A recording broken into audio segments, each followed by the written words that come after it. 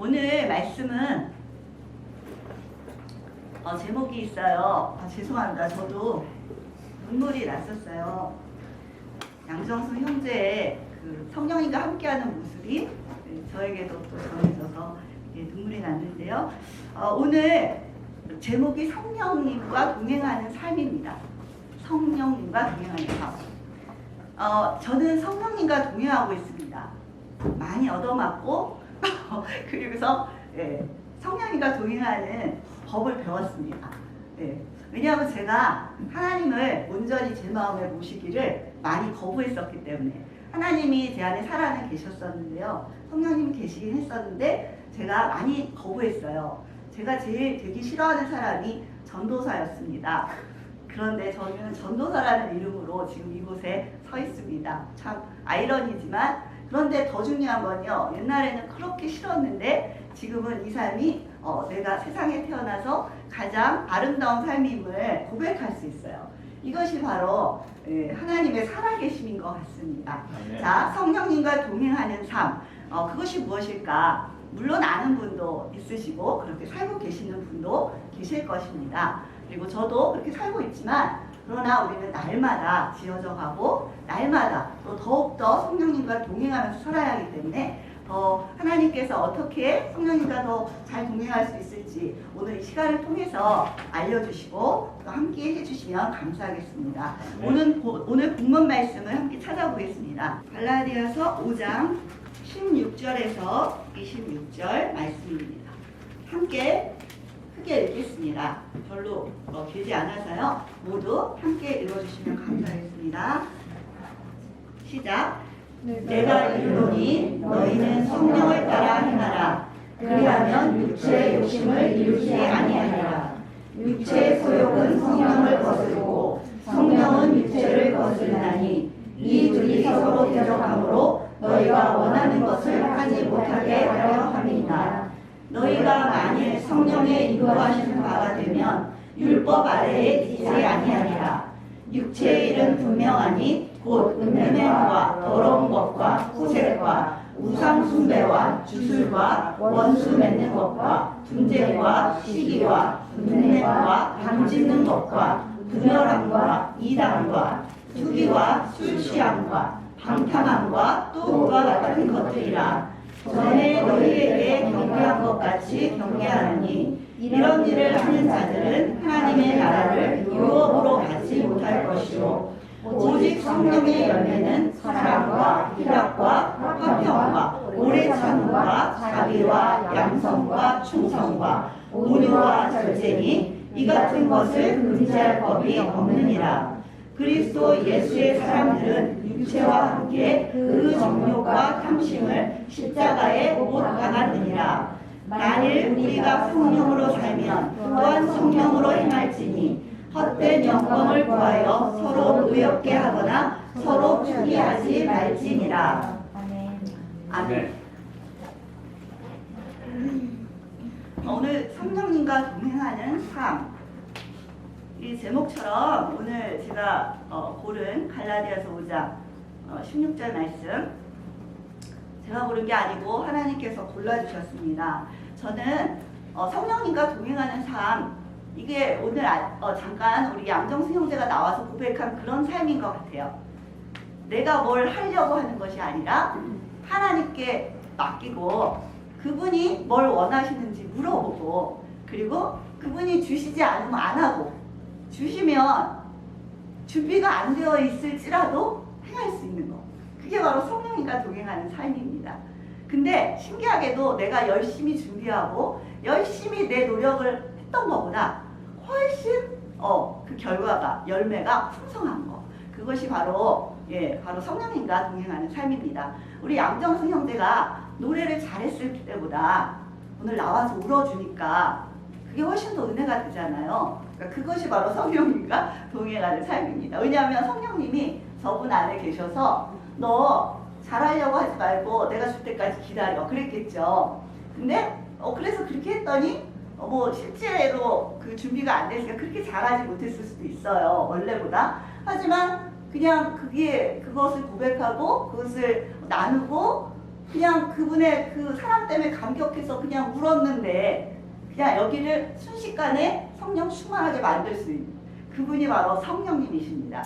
양정수 형제가 아니고요. 그분 안에 있는 성령님이십니다. 예, 제가 이곳에서 지금 무엇을 해도 저는 그걸 알아요. 제가 하는 게 아니라는 거.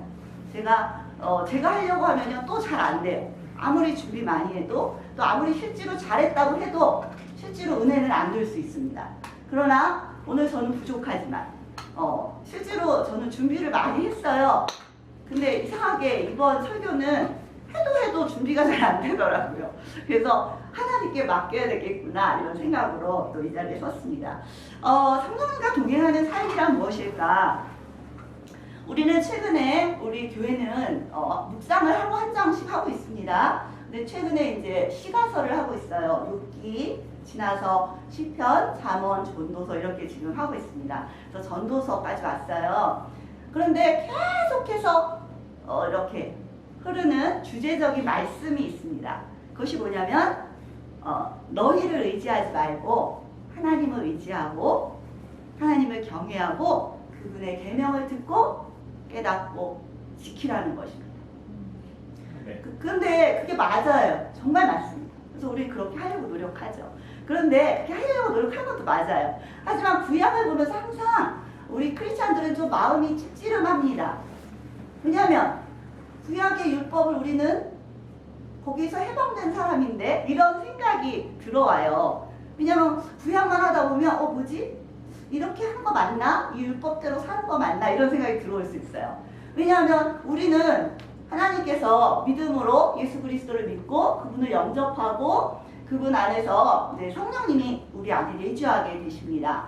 그러면 우리는 자유해졌다라고 말하는 거예요. 그게 이제 오늘 갈라디아서에서 사도 바울이 이 갈라디아 교회를 향해서 말씀하시는 거예요. 어떤 사람들이 너희도 할례를 받아야 돼 막 이러는 거예요.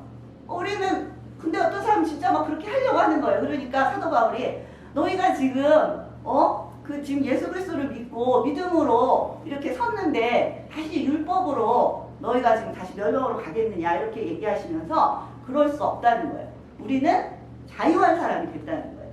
그러면 우리는 그럼 어떻게 사는 거죠? 그러면 율법을 안 지키고 내 마음대로 죄짓고 그렇게 사는 것일까요? 그게 아니라는 거죠. 그게 뭐냐면 오늘 5장 16절에 나와 있는 오늘 본문에 나와 있는 말씀입니다. 너희는 성령을 따라 행해야 된다.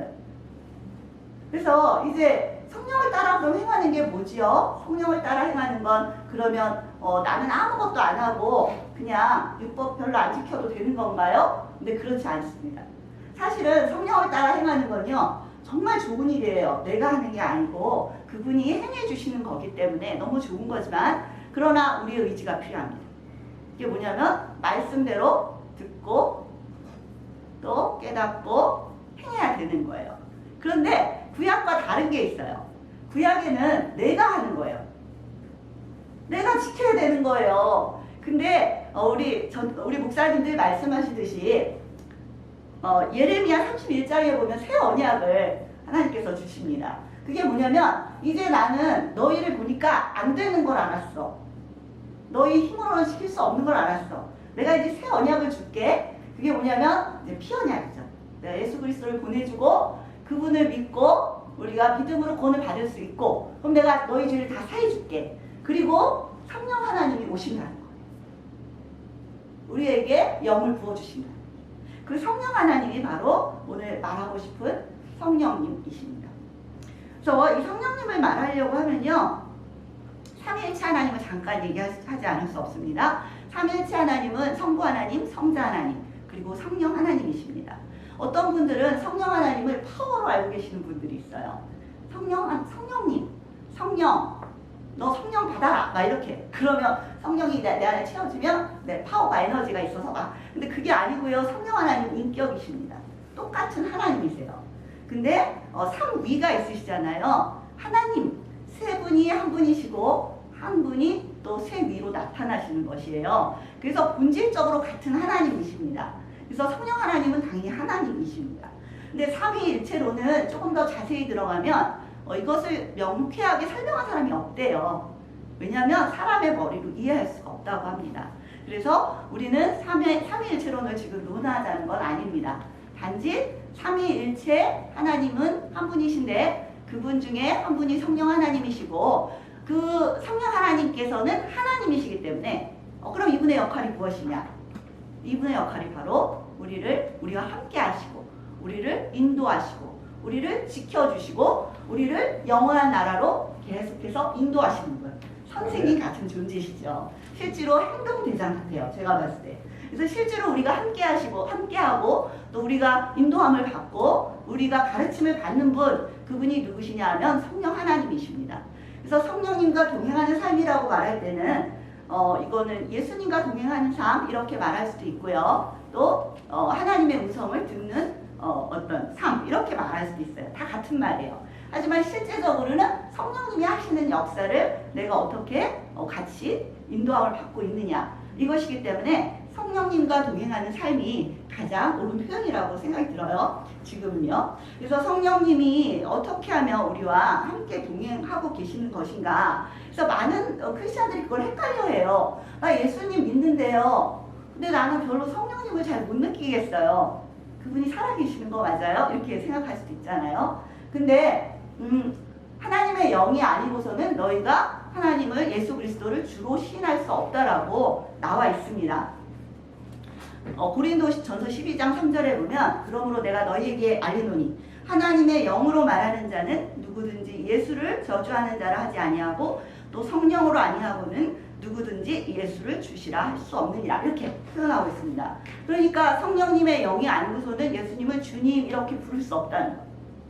그러면 이 시간에 여러분들은 예수님을 나의 주, 나의 하나님으로 고백하고 계십니까? 아멘. 아멘을 못하시는 분은 왜 못하십니까? 다시 한번 여쭤보겠습니다. 이건 심각한 의미입니다. 제가 하나님을 진짜로 알고 보니까요. 예수 천당, 불신 지옥이에요. 지옥은요. 우리 목사님들 말씀하시듯이 여러분들이 상상할 수 없는 정말 끔찍한 곳입니다.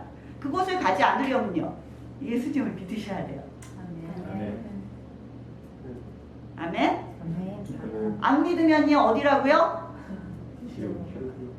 진짜예요. 제가 예전에 좀 막연했습니다. 성령님과 동행하기 전에. 어떨 때는 아니지 않을까? 내가 속고 있는 게 아닐까? 내가 김일성 단체같이 그런 데 와갖고 지금 내가 막 세뇌당해서 내가 속는 게 아닐까? 그런 생각을 했던 적도 있습니다. 근데 제가 만나보니까 아니었어요. 하나님은 정말 살아계시고 지금도 나와 동행하고 계시는 너무나 세밀한 살아계신 하나님이십니다. 그래서 예수를 주로 시인할 수 없는 분들은요. 오늘 이따가 기도할 때 예수님을 영접하셨으면 좋겠습니다. 아멘. 왜냐하면 말씀드렸죠? 지옥입니다. 그리고 지옥보다 더 힘든 건요. 이 세상을 살지만 최근에 우리가 전도서를 묵상하듯이 다 헛된 삶입니다. 다 헛돼요.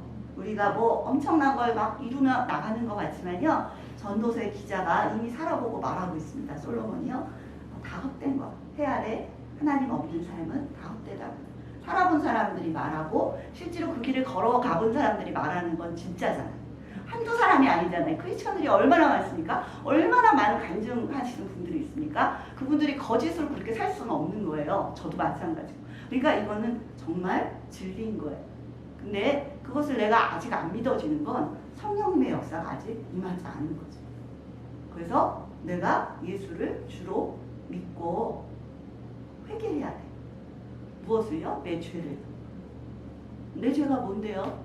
나 별로 죄 지은 거 없어요. 이렇게 얘기하시는 분들이 또 많아요. 근데 성경은 말합니다. 죄에 대하여라 함은 너희가 나를 믿지 아니하라. 그래서 본질적인 죄는요. 내가 도둑질하고 뭐 이런 것도 자범죄에 해당하지만요. 내가 뭐 여러 가지 좀 뭐 사랑하지 못하고 이런 것도 있죠. 그러나 가장 근본적인 죄는 나를 믿지 않는 것. 그건 왜 그래요? 우리는 하나님께 지음을 받았는데 하나님, 나를 지어주신 그 하나님을 내가 믿지 않고 내 마음대로 살다가 멸망을 당하니 이것이 얼마나 하나님을 아프게 하는 일이고 교만한 일이겠어요. 그러니까 이게 가장 큰 죄입니다. 그래서 여러분들이 제가 아까 이렇게 물어봤잖아요. 예수님은 당신의 주인이십니까? 아멘. 네, 이제 좀 근데 우리 젊은 친구들 중에도 아직 안 하시는 분들 있죠? 좀 생각하시기 바랍니다. 이따가 나는 뭐지? 나 예수님 주인으로 내가 왜 이걸 고백을 못하지? 내 안에 성령님이 안 계신 거 아니야? 생각해 보셔야 돼요. 그리고 나 예수님 믿는 줄 알았는데 나 주인 맞나? 그분이 생각하셔야 됩니다. 주인이 아니면 문제가 심각해지는 거예요. 그래서 예수님을 주인으로 모시고 영접하시려면요, 회개가 꼭 있어야 돼요. 만일 너희가 너희 죄를 자백하면 저는 미쁘시고 의로사 너희 죄를 너희 모든 불의에서 너희를 깨끗게 하신다고 하셨잖아요. 그래서 우리가 회개해야 합니다. 그래서 좀 이따가요, 우리가 마지막 기도할 때 예수님을 나의 주, 나의 하나님 고백하지 못하시는 분들은 성령님께 구하셔야 합니다. 나 주님 주인으로 모시고 천국 가고 싶고 이 세상에서도 하나님 성령 하나님과 동행하며 살고 싶어 이렇게 하셔야 돼요. 그래서 죄를 회개하시고 하나님 믿지 않은 죄 먼저는요 그걸 회개하시고 예수님을 나의 주 나의 하나님으로 모시겠습니다 하는 순간 누가 오시냐면요 성령 하나님 오십니다. 아멘. 그래서 내 안에 내주하시게 돼요. 내 안에 내주하시게 돼요. 그래서 내가 예수님을 주로 시인하는 사람들이 내 안에 내주하신 성령님이 계시기 때문에 그래서 천국 갈 수 있다고 말하는 거예요. 너희가 물과 성령으로 나지 아니하면 하나님의 나라에 들어갈 수 없느니라. 제가 알기로는 그렇습니다. 왜냐하면 호스피스 병동 같은 데 가서 그렇게 예수님을 그 죽는 순간에 영접해도 정말 흔하게 웃으시면서 돌아가시는 분들이 있어요. 왜 그럴까요? 그의 삶은 그러지 못했는데 마지막에라도 성령을 영접했기 때문이죠. 그렇게 되면 구원이 있는 것 같아요. 제가 하나님이 아니니까 그것까지 다 연구할 수는 없지만 그런 것 같습니다. 그런데 우리가 또 성령 세례라는 걸 많이 하잖아요. 성령 세례가 뭐냐면 하나님의 초자연적인 역사가 일어나는 거예요. 그러니까 내 마음은 늘 부패해 있잖아요. 완전하지 않아요. 근데 어느 순간 대부분 고난 가운데 저 같은 경우도 고난 가운데 성령 세례를 받게 되잖아요. 왜냐하면 고난 가운데 보통 간절하게 하나님을 찾기 때문에 그래요. 하나님을 간절히 찾는 사람들은요 하나님을 만나게 되어 있습니다. 근데 그 가운데서도 안 찾으면요 아무것도 아닌 거죠. 고난 가운데 동굴 속에 있다가 그냥 죽게 되는 거예요. 그렇지만 하나님을 찾으면요 달라집니다. 그래서 대부분 고난 가운데 또는 어떤 분들은 하나님의 어떤 강권적인 역사 속에서 사도 바울 같은 사람 또 최근에 어떤 목사님 계신데 그런 분들은요 자신은 의지가 없었어요. 사실은 듣기만 하고 있었어요. 하나님에 대해서.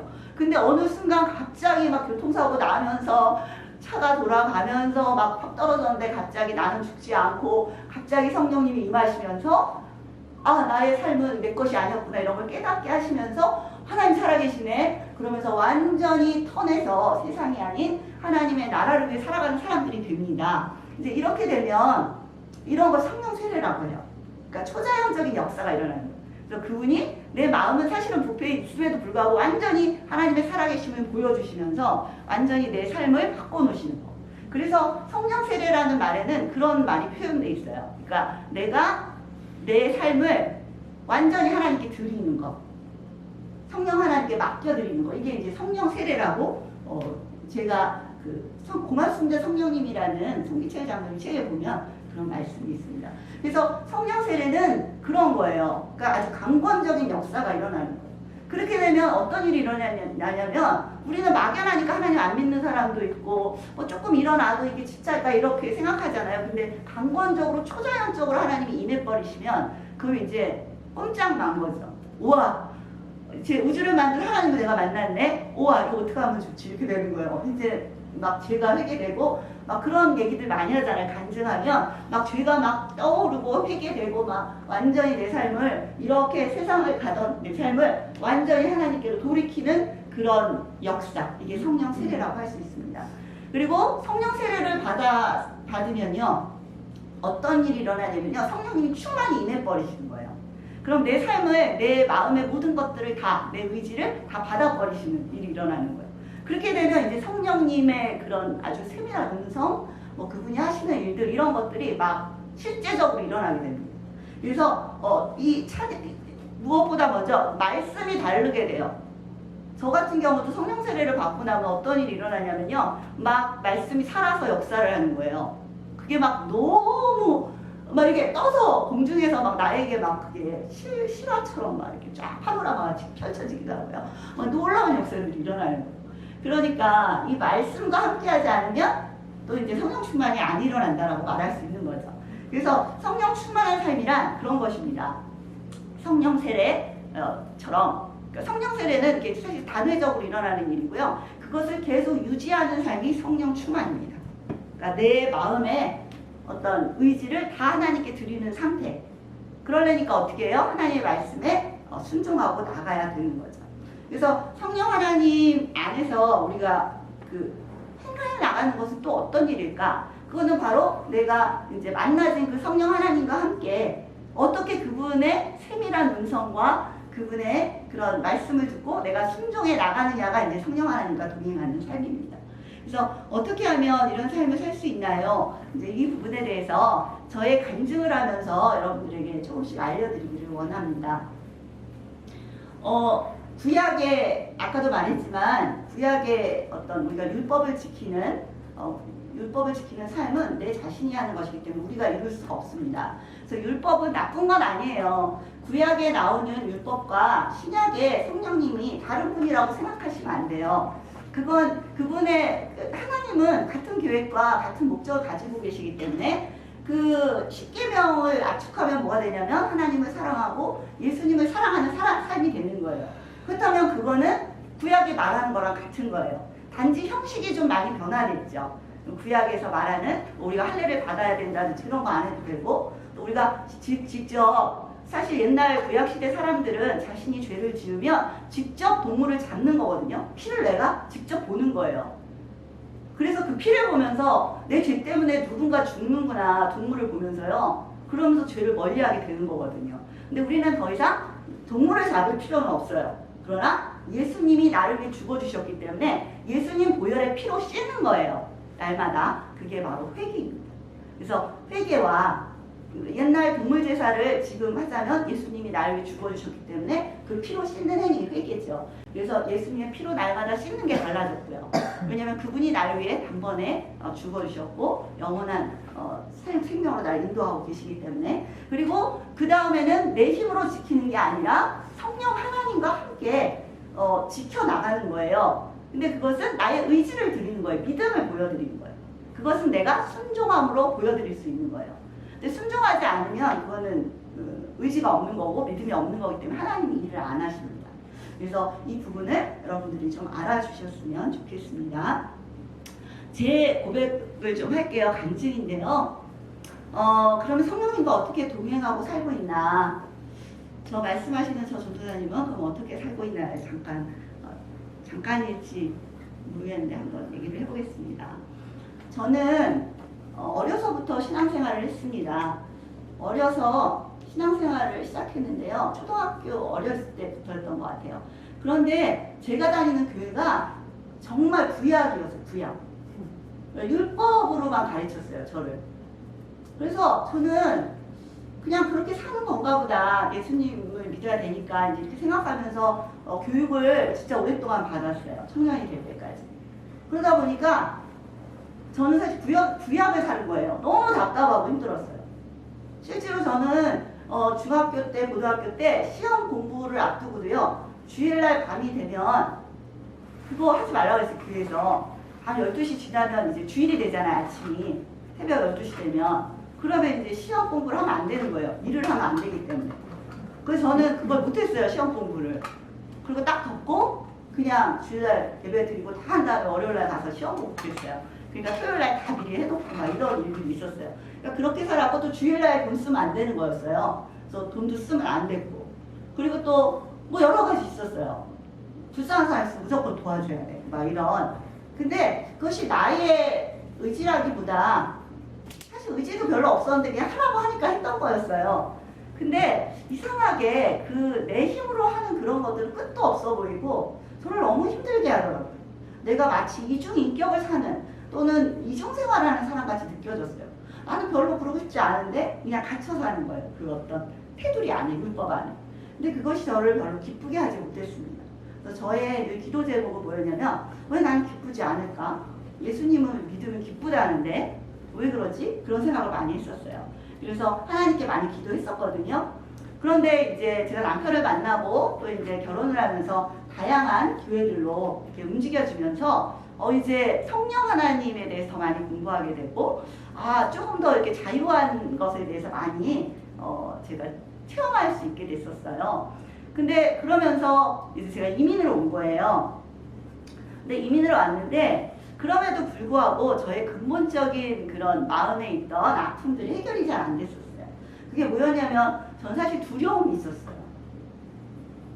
왜냐하면 제가 친엄마도 일찍 돌아가시고요. 새엄마도 돌아가셨고요. 그러면서 제 마음 안에 두려움과 또 건강 염려증도 있었어요. 왜 난 하나님 믿는데 이게 잘 안 없어질까? 그냥 그렇게만 생각했어요. 왜냐하면 다른 사람이 보기에는 저는 참 신앙생활을 잘하는 집사님이었거든요. 근데 그게 잘 안 되는 거예요. 그러니까 그거를 숨길 때도 있었고 그냥 혼자 그런가 보다 하고 살았어요. 그런데 제가 이제 이곳 캐나다 캘거리 땅에 오면서 이제 하나님께서 하신 역사인 것 같아요. 많은 일들이 일어났었는데 그 중에 하나가 뭐냐면 제가 어느 한 날은요 너무 우울한 거예요. 우울증이 있는 사람은 뭔가를 자꾸 잡게 돼요. 그게 없으면 내가 견딜 수가 없기 때문에. 그래서 제가 제일 좋아했던 게 드라마예요. 드라마를 진짜 열심히 봤어요. 드라마 퀸이었어요. 드라마를 한 번 딱 보면 이게 결론이 어떻게 되겠구나 이게 다 알아지는 거예요. 왜냐하면 제가 드라마를 즐겨본 이유는요. 드라마를 보면 주인공이 나오잖아요. 그 주인공이 막 그렇게 막 되게 막 뭐랄까요 익사이팅하게 살고 막 많은 일들이 있지만 결국은 해피엔딩, 저는 해피엔딩을 주로 봤거든요. 그런 걸 보면 너무 마음이 위로가 되는 거예요. 마치 내가 그렇게 된 것처럼. 그러다 보니까 드라마를 많이 봤었는데 그런데 그날은 어떤 한 날이 있었어요. 이미 나서. 그날은요 드라마도 날 위로해 주지 못하더라고요. 그냥 너무 힘든 거예요. 그냥 딱 죽고 싶었어요. 이런 게 바로 이래서 사람들이 자살을 하는구나. 저는 이런 생각을 했었어요. 너무 힘든 거예요. 뭘 해도 안정이 안 되고 그냥 죽어야 되겠다는 생각밖에 안 들어요. 근데 다행히도 그래도 믿음 생활을 했었기 때문에 제가 그때 무릎을 꿇고 간절히 기도했습니다. 하나님, 나 좀 살려주세요. 나 지금 죽으면 안 되잖아요. 그러면 지옥 간다고 하던데. 하나님, 근데 나 지금 죽을 것 같아. 하나님, 저 좀 어떻게 해주세요. 간절히 기도했었어요. 근데 간절히 기도하니까 정말 신기한 일이 일어났어요. 간절히 기도했는데 갑자기 제 마음이 확 바뀌는 거예요. 그것도 성령님이 하신 역사죠. 제가 부족했지만 내 안에 성령님이 계셨었어요. 그러면서 하나님 하셨네. 이제 이러면서 다시 살 수 있게 됐었어요. 그래서 중요한 건 그 순간은 그때 모면하긴 했지만 그렇다고 해서 제 우울증이 확 사라진 건 아니었어요. 근데 그렇게 살던 중에 저를 끊임없이 중보기도 모임을 나오라고 하는 집사님이 계셨었어요. 그 집사님은 늘 그 중보기도 모임에 저한테 나오라고 했었는데 왜 그런지 잘 모르겠는데 전 거기가 가기 싫은 거예요. 그래서 잘 안 나갔었는데 어느 날 갑자기 저희 친정아버지가 위독하시다는 소식이 왔어요. 그러니까 딱 생각나는 게 그 중보기도 모임이더라고요. 중보기도 모임 해주는데 가야 되겠다.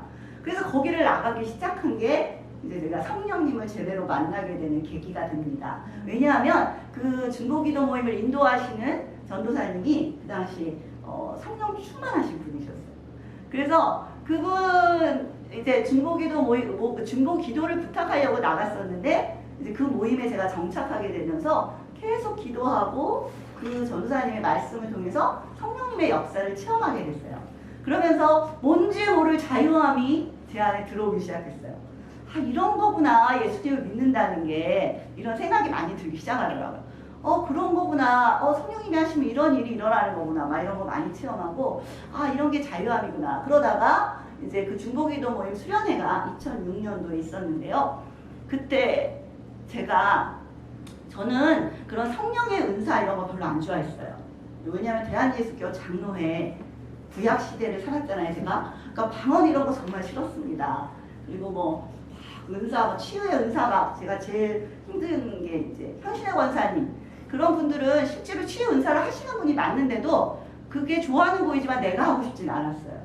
그런데 어느 날 그 중보기도 모임 안에 막 그런 일들이 일어났어요. 많은 일들이.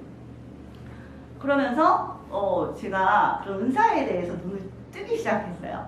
그리고 그 수련회 때 저도 방언을 받게 되었습니다. 그래서 방언을 받았는데요. 세상이 뒤집어졌어요. 저는 그렇게 받았어요. 방언을 받았는데요. 정말 많이 통곡하면서 울었어요. 회개인 것 같아요. 그러더니 갑자기 세상이 달라 보이기 시작하죠. 너무 아름다운 거예요, 세상이. 왜 성령 세례 받으신 분들이 다 그러잖아요. 방언을 제대로 받고 막 이러면 세상이 너무 아름다워 보여요. 달라진 거 없는데 내 우울증도 사라지고 너무 아름다운 세상 막. 그리고요 정말 하나님의 증인이 돼요. 성령님이 역사를 하는. 그냥 누가 시킨 게 아니에요. 나한테 전도하라고 한 게 아닌데 그냥 늘 전화를 하는 거예요. 내가 하나님을 이렇게 만났다. 방언을 받으니 이렇게 좋다 이러면서 맨날 전화해서 전도하고 그랬어요. 근데 그게 딱 6개월 가더라고요. 왜냐하면 제가 제 의지를 다 드리지 못했어요. 그 중보기도 모임이 계속 나갔는데요.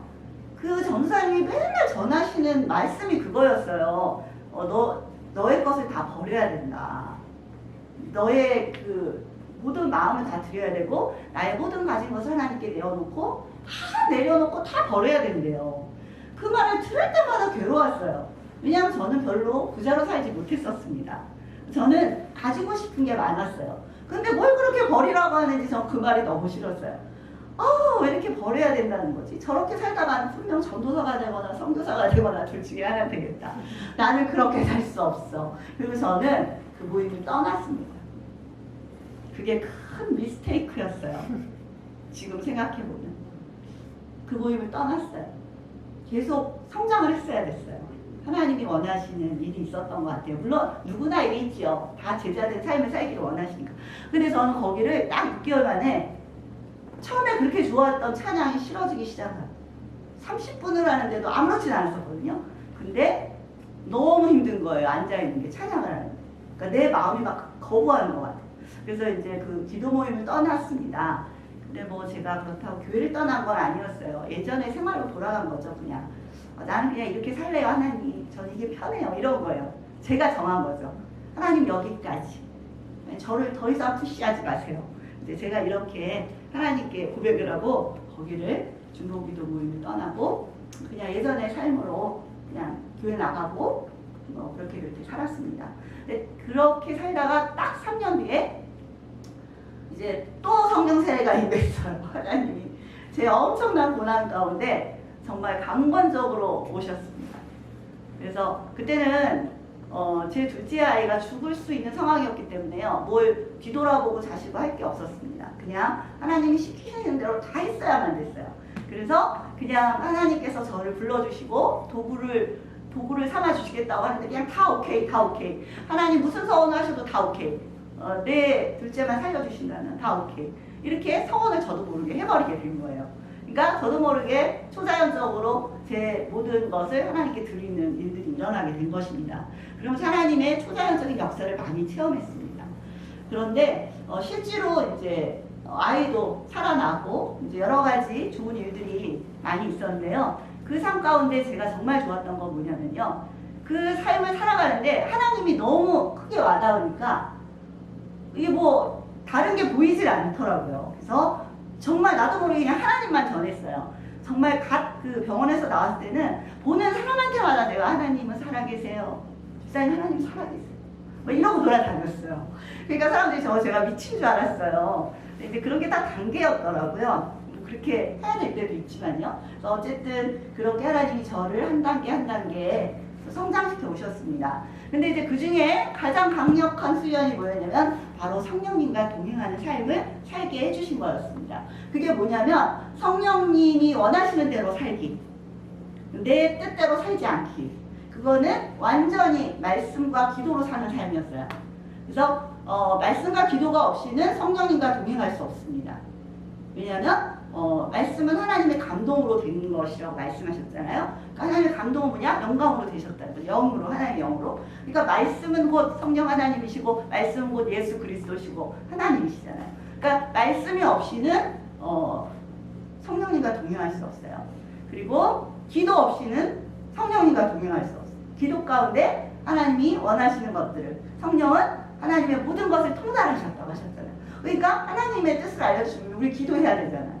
근데 기도 안 하면 또 하나님의 뜻을 알 수 없기 때문에 내가 그렇게 성령님과 친밀하게 동행하면서 살 수가 없는 것이죠. 그래서 저는 날마다 말씀과 기도로 살았어요. 지금 12년째입니다. 날마다 말씀과 기도로 그리고 그분이 뭘 원하시는지 늘 물어보면서 작은 일부터 큰 일까지 그렇게 살다 보니까 하나님의 역사가 엄청나게 많이 제 삶 가운데 일어나기 시작했습니다. 왜냐하면 이제 제 마음 가운데는 어떤 정욕이나 욕심을 따르지 아니하고 온전히 말씀과 기도 가운데 하나님 안에서 하나님을 따르기로 결심했고 그렇게 살았기 때문에. 그런데 아무리 말씀과 기도로 살아도요 잘 안 되는 사람들이 있어요. 왜냐하면 순종하지 않기 때문에 그렇습니다. 그러니까 순종하지 않으면요 아무리 이렇게 만찬을 차려놓고 그것을 음미하고 그것을 보고 그것에 대해서 연구하고 그거의 영양소에 대해서 아무리 연구를 해도요 그것을 직접 내가 떠먹지 않으면 아무 일도 일어나지 않는 것처럼 아무리 말씀과 기도를 열심히 해도요 내가 순종하지 않을 때는 성령님이 역사하실 수가 없어요.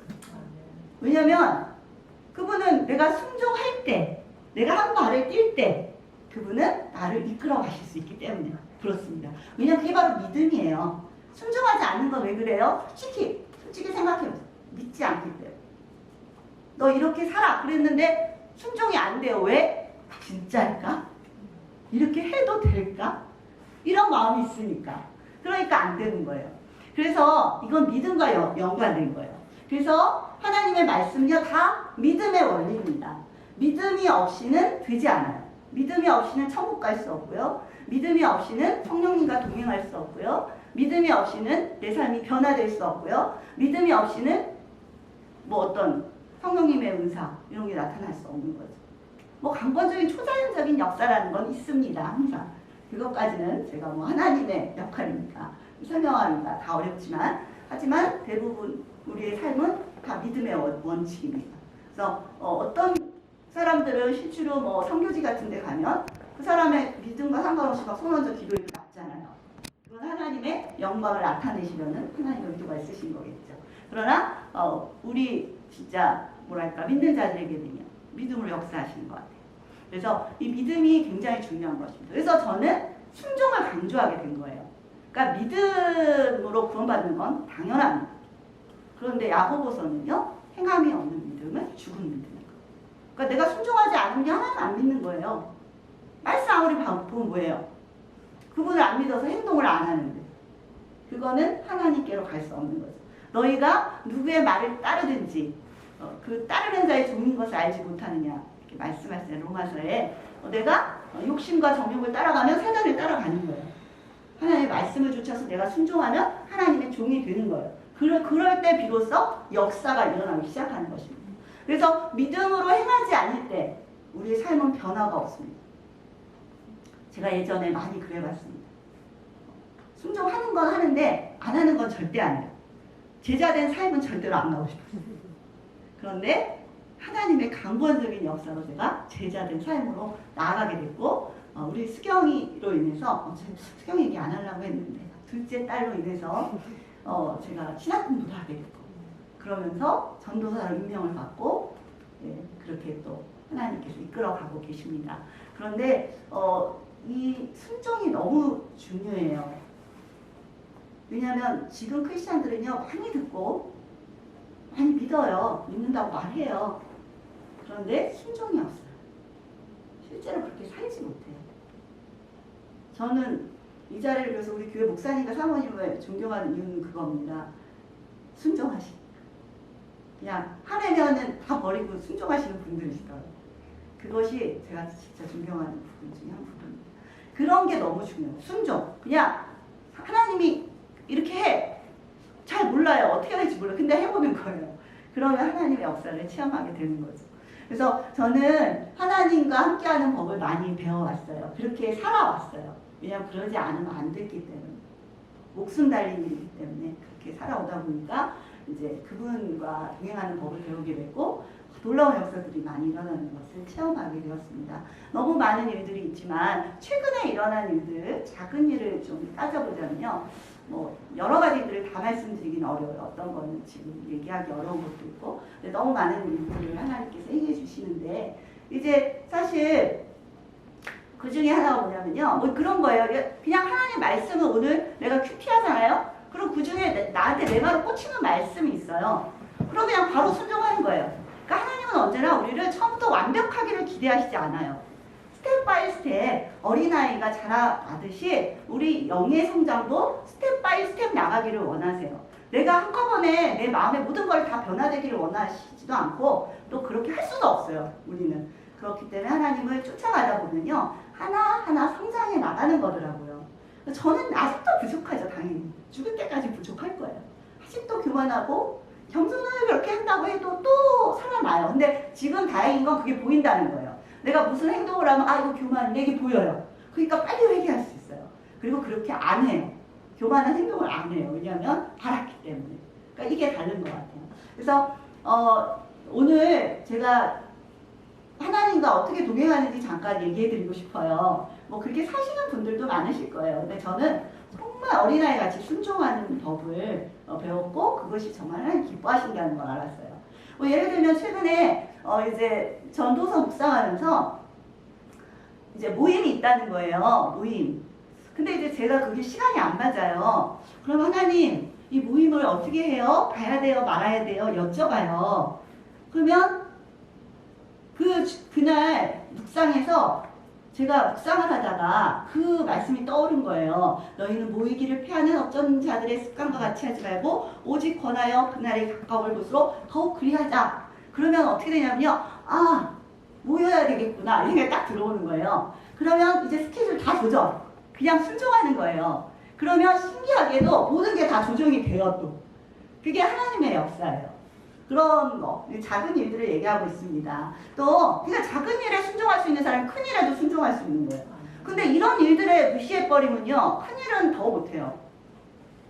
또 어떤 분들은 특별히 남자분들은요. 큰 일은 순종을 잘하는데 또 이런 분들도 있어요. 그래서 작은 일 굳이 그런 것까지 물어보나 이런 사람들도 있는데 제가 생각할 때는요. 작은 일까지 순종할 때 하나님의 살아계심은 더 세밀하게 느껴지더라고요. 그래서 뭐 최근에 이제 둘째가 백신을 맞으러 가는데 제네시스 센터라는 데를 가야 됐어요. 거기가 좀 먼데 좀 빨리 맞추려고 하다 보니까 멀리 가게 된 거예요. 근데 제 마음에 이렇게까지 멀리를 지금 가야 되는 거 맞나? 좀 나중에 변경해서 나중에 가야 되지 않을까? 하나님 어떡하죠? 여기 가는 거 맞아요? 이렇게 여쭤본 거예요. 그리고 그날 저녁 때 제가 딸하고 늘 가정 예배를 드려요. 근데 그날 저녁 때 날마다 보는 말씀 구절이 있어요. 근데 1월부터 지금까지 창세기가 없었거든요. 근데 제가 물어본 그날 딸하고 같이 그 말씀을 딱 열었는데 제네시스예요. 그럼 제가 딱 느낌이 오죠 벌써. 가는 거 맞네. 그럼 변경 없음. 그냥 가는 거예요. 그럼 또 일이 일어나요. 그리고 어느 날은요 쇼핑을 안 가고 싶은데 자꾸 가라는 어떤 감동이 오는 거예요. 그러면 가야 되나 말아야 되나? 그럴 때는요 잘 모를 때 있잖아. 이게 말씀이 아니고 내가 잘 헷갈려. 그러면요 어떻게 하냐면 한번 해봐요. 그럼 신기하게 내가 만나야 될 분을 만나주는 거예요. 그러니까 너무 신기한 거예요. 그분을 하나님의 나라를 위해서 만나게 하시고 또 이렇게 일을 이루어 가신 그런 일들을 많이 경험합니다. 그래서 하나님과 함께 하면요 하나님의 증인된 삶을 살게 하시고 또 우리의 삶을 너무나 균형 잡힌 삶으로 이끌어 가십니다. 제가 사실은 우울했었기 때문에 결정 장애가 좀 있었어요. 혼자 결정하는 걸 굉장히 힘들어 했었습니다. 그런데 지금은요 그 누구보다 결정을 잘해요. 왜냐하면 하나님이 계시기 때문에. 그냥 그분한테 물어보면 돼요. 그러면 말씀 가운데 다 알려주세요. 한 번은 어떤 분을 제가 만나기로 한 거예요. 근데 이분이 되게 힘든 분이셨어요. 근데 제 마음 가운데 오늘 굳이 만날 필요가 있을까 이런 생각이 들었었어요. 그런데 그날 말씀 묵상이 뭐였냐면 사마리아 여인이었어요. 근데 거기 6시라는 말이 나오는 거예요. 저는 깜짝 놀랐어요. 그분하고 만나기로 한 시간이 6시였거든요. 그럼 어떻게 돼요? 저는 만나다 나가는 거 맞네. 그리고 나가는 거예요. 그럼 하나님의 역사를 체험하게 됩니다. 이게 그냥 정말 세밀하게 나의 삶 가운데 모든 일 속에서 하나님과 함께 사는 거예요. 그게 성령님과 동행하는 삶입니다. 그러면 이제 큰일은 당연히 저는 아이의 약을 바꿀 때마다 또는 뭐 여러 가지 또 하나님의 일을 할 때 어떻게 해야 되는지에 대해서 늘 하나님께 물어봅니다.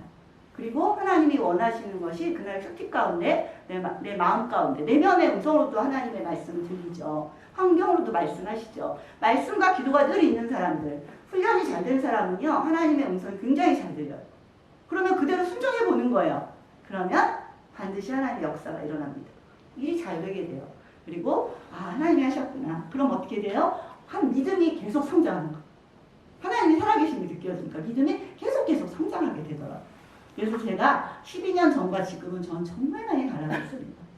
저는 우울증이 없어졌습니다. 저는 두려움도 많이 없어졌어요. 지금도 또 새로운 일을 하나님이 꺼내시면요 또 두려워요. 근데 이제 원리를 알았어요.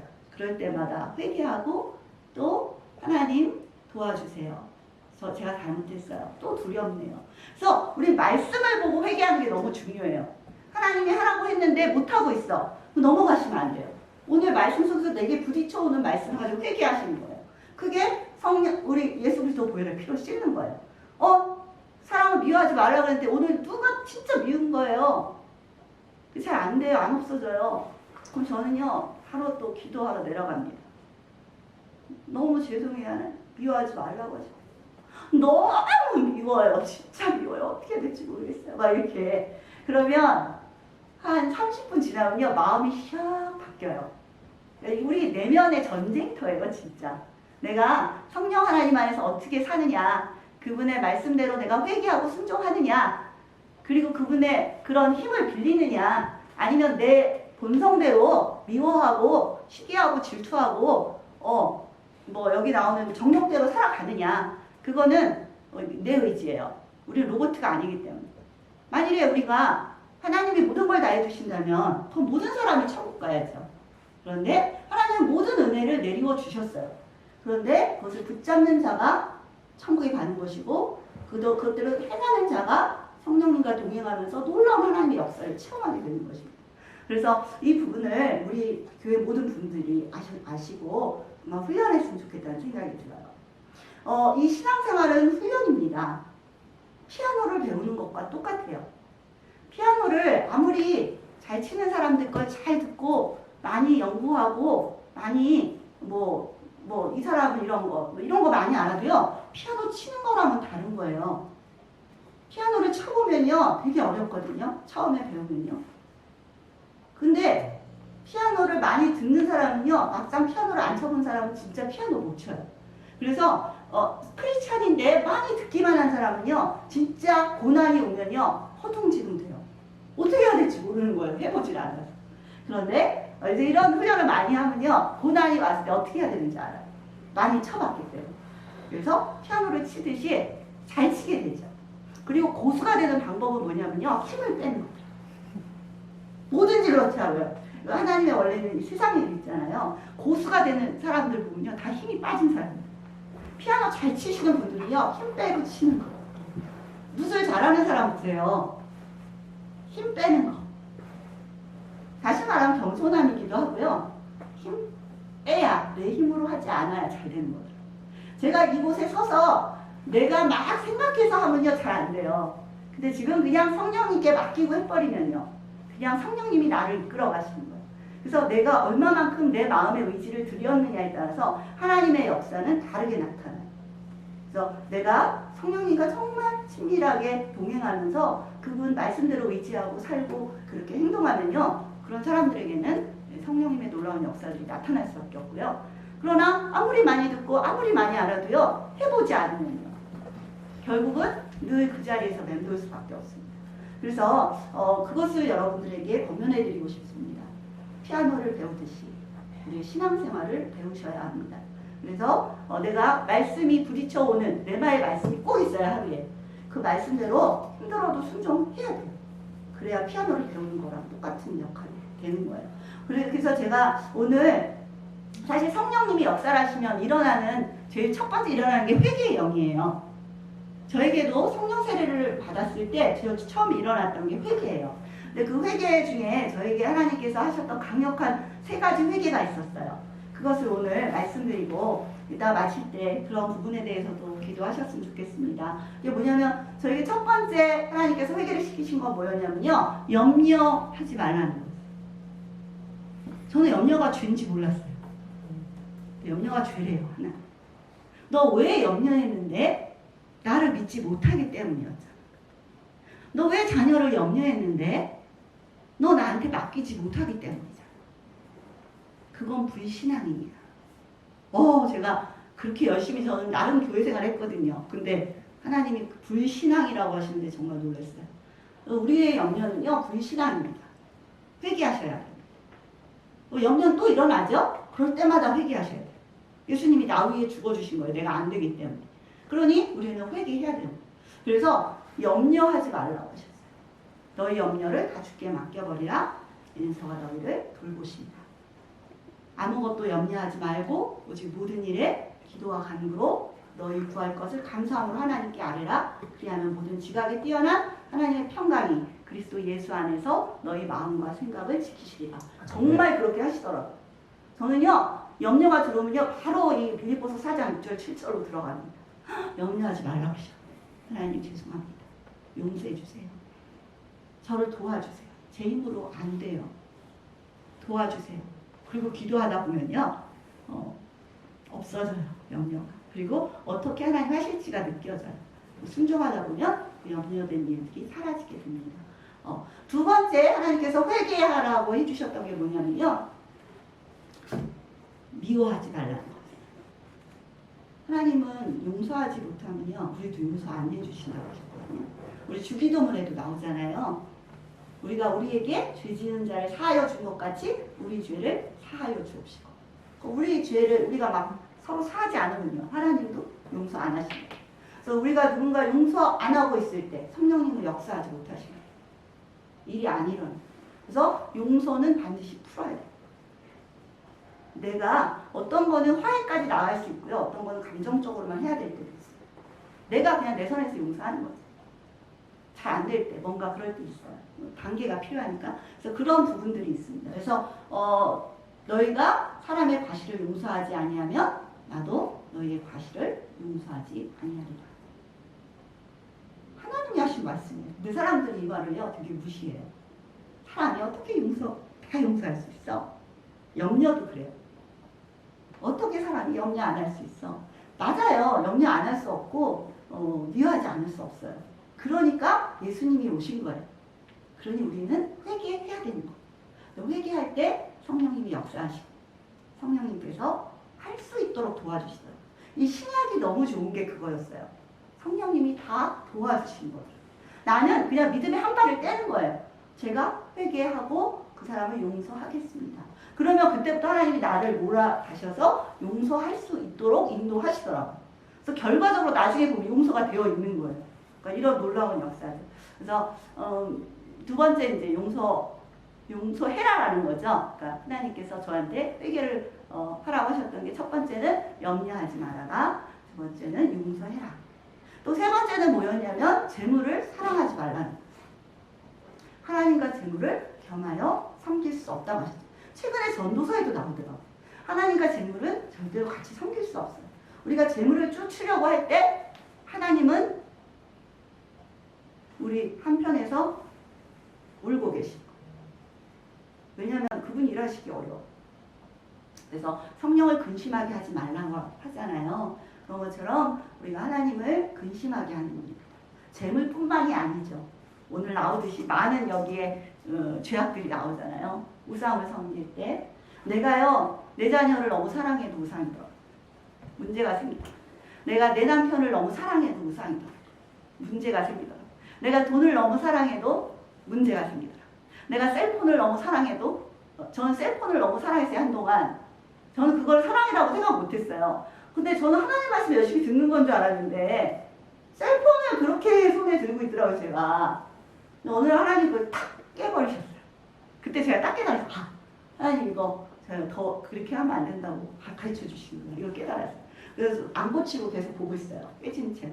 그래서 절제할 수 있도록 하나님께서 만들어 주셨고요. 그래서 우리가 하나님보다 더 사랑하는 거, 또 내가 그거 없이 안 되는 거, 다 우상이에요. 하나님이 제대로 내 안에서 역사 시작하시면요, 이거 다 다루십니다. 그래서 우리는, 저한테는 그 세 가지를 아주 강력하게 회개하라고 말씀하셨어요. 제가 제일 안 되는 부분들이었고, 네. 그래서 우리가 오늘 말씀을 제가 다 이렇게 샅샅이 뒤져서 말씀드리긴 어려울 것 같아요, 시간상. 그런데 우리는 성령의 열매를 맺어야 합니다. 네. 왜냐하면 이렇게 성령님과 동행하는 삶이 또 성령의 열매가 맺히는 삶이기도 하고 또 성령의 열매를 내가 추구할 때 성령님은 더 강력하게 역사하시겠죠. 말씀대로 살려고 하니까. 그래서 성령의 열매는 사랑과 희락과 화평과 오래 참음과 자비와 양성과 충성과 온유와 절제입니다. 그래서 우리가 이러한 것들을 내가 익혀가려고 노력하는 거예요. 그게 믿음이에요. 어차피 내 힘으로는 안 돼요. 우리가 율법을 완벽하게 내 힘으로 지킬 수 없다는 걸 아셔야 돼요. 그래라고 생각하는 사람이 있다면 구약을 사시는 것이고 그건 말이 안 되는 것이고 그 다음에 더 중요한 건 그렇다면 예수님이 오신 이유가 없는 것이고 그렇다면 성령님이 우리 안에서 같이 역사하실 이유가 없는 거예요. 그런데 우리는 이제 그것을 아셔야 돼요. 내 힘이 아니고 바로 예수 그리스도의 힘이고 그분이 나를 위해 이미 죽어주셨기 때문에 내가 그분의 그 보혈의 피를 의지해서 내가 그렇게 살 수 있는 것이고 또 예수님이 가시면서 너희는 몇 날이 못 되어 성령을 받을 거라고 성령 세례를 받을 거라고 하시잖아요. 그래서 실제로 그분은 그냥 가신 게 아니고 성령님을 보내주신 거예요. 그분이 그리스도의 영이시고 하나님이십니다. 그래서 우리 안에 함께 역사하시는 성령 하나님을 우리가 쫓아갈 때 예수님을 주인 삼고 사는 것이고 놀라운 하나님의 역사 일어나는 것이죠. 그것이 바로 사도행전의 역사입니다. 그래서 사도행전의 역사는 성령의 역사예요. 저는 저희 교회가 그렇게 되기를 소망합니다. 저희 교회가 예수님을 주인 삼고 성령 충만한 교회가 되어서 하나님의 놀라운 역사들이 사도행전처럼 일어나는 교회가 되기를 소망합니다.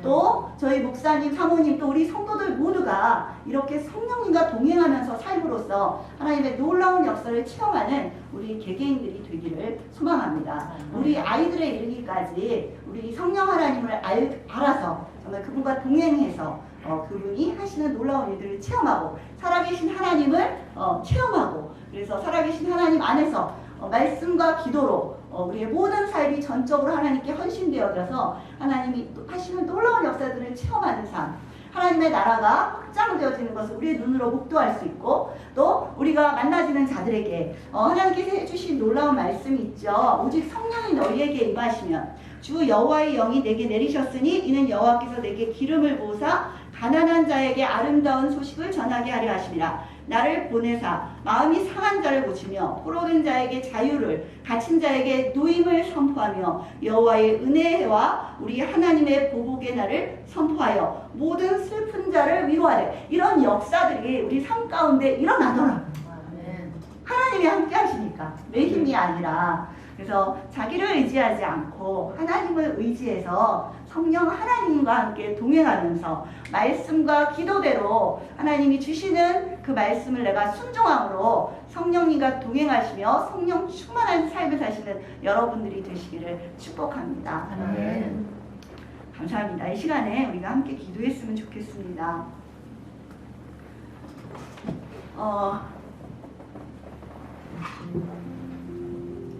성령 하나님께서 이 자리에 임재하고 계십니다. 여러분들이 믿든지 아니 믿든지 하나님은 살아계십니다. 저는 하나님을 믿습니다. 그분과 날마다 동행하고 있습니다. 살아계신 하나님은 나의 모든 삶을 주장하시고 치유하시고 회복시키시며 또 하나님의 나라의 증인으로 세워가고 계십니다. 이 하나님을, 이 예수 그리스도를, 이 성령 하나님을 여러분들 마음 안에 모시기를 이 시간 소원합니다. 이 시간에 내 마음 안에 아직 성령님이 없어요. 난 아직 예수님을 마음으로 모시지 않았어요. 이런 사람들이 있다면 이 시간 기도했으면 좋겠습니다. 하나님, 예수님 내 안에 왕이 되어주세요. 하나님은 살아계시다네요. 저분은 하나님과 살고 있다네요. 하나님 정말 살아계시네요. 제가 제 죄를 회개합니다. 하나님을 믿지 아니하고 내 마음대로 살았던 것을 회개합니다. 하나님 제 마음에 오셔서 저를 다스려 주시옵소서. 그렇게 기도하셨으면 좋겠습니다. 또 성령님이 내 안에 내주하심에도 불구하고 나의 육체적인 욕심에 따라서 사는 사람들도 있을 것입니다. 이 시간 회개했으면 좋겠습니다.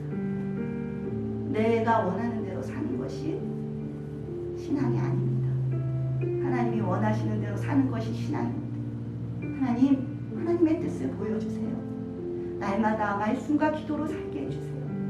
말씀과 기도 속에서 또 내 내면의 음성으로 또 환경으로 말씀하신 하나님의 음성을 잘 깨닫게 하시고 특별히 말씀으로 임하시기 때문에 하나님 제가 말씀에 순종하기를 원합니다. 하나님 말씀대로 순종할 수 있는 힘을 주시옵소서. 그 한 발, 믿음의 한 발을 내디딜 수 있는 제가 되기를 원합니다. 그렇게 회개하셨으면 좋겠습니다. 또 성령님과 함께 하고 계시는 분들은 더 세밀한 하나님의 인도하심을 받기를 소망합니다. 그래서 더 세밀하게 하나님께 맡기고 나를 의지하지 않기를 원합니다. 온전히 하나님만 의지하기를 원합니다. 성령 하나님만 의지하기를 원합니다. 하나님, 우리 교회도 우리 가족도 우리의 모든 삶을 주님께 드리기를 원합니다. 하나님, 내 삶을 주께서 다스려 주시옵소서. 기도했으면 좋겠습니다. 함께 기도하겠습니다.